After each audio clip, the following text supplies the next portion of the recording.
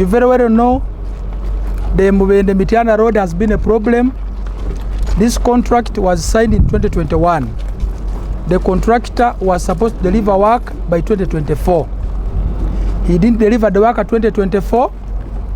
He came back and asked for more 3 years. That he's supposed to end the contract in 2027, of which the ministry allowed him. But what caused me discomfort, I found on the table, he had written another letter that for him is willing to finish the contract in 2028. I had never seen a contract in Uganda, the current Uganda we are in, a contract going for 8 years. We cannot allow it. This contract was supposed to be for 395 billion Ugandan shillings. And out of the 395 billion Ugandan shillings, the contractor has already been paid 195 billion. 195 billion, which has already been paid this contractor, as we speak, it involves the normal works he has done, and a lot of money is going in these things of claims. You know, the contracts of Uganda, we're also soon looking into it, that if there is any delay in something, you put a claim which is for something you have not worked for. So for example, currently there's a claim on the table, 24 billion Ugandan shillings. But out of the 24 billion, these people qualify only for 7 billion. 17 billion is in claim. Claim that you delayed me, that maybe you gave me the design, I can't do it. That time they spend negotiating, you claim for the money. Our country cannot proceed in that direction. And we have discovered this project, why it has been lagging behind, because there are many big people in the government who are rotating our good contractors. Enago project, the Sabia people, they have done a number of projects. But because there are many so-called big people in the country surrounding them, eating from them, now they are giving them false hope. You shouldn't finish the project. I think they see they will have nowhere to eat from.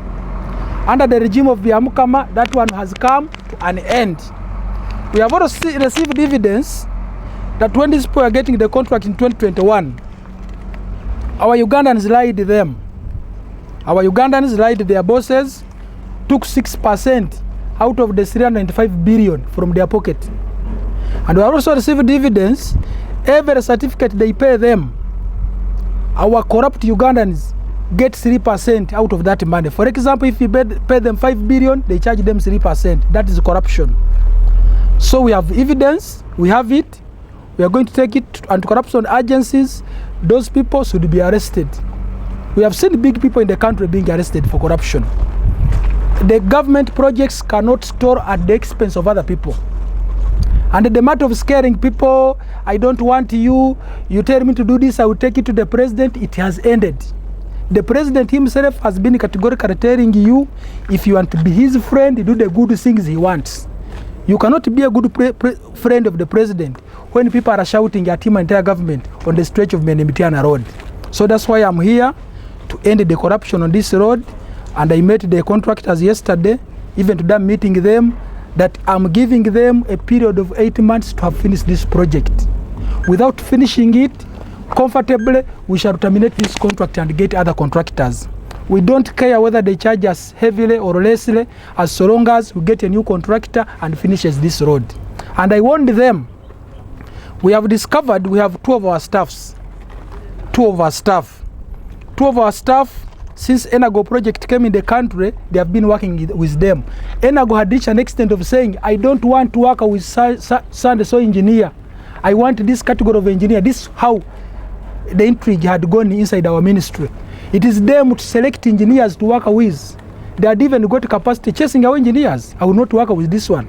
I've instructed the PS, those two engineers who have been working with Enago project with immediate effect from today, they should be withdrawn, put aside, pending another deployment. We shall deploy them if we prove they are clean. We have seen one engineer called Olaki.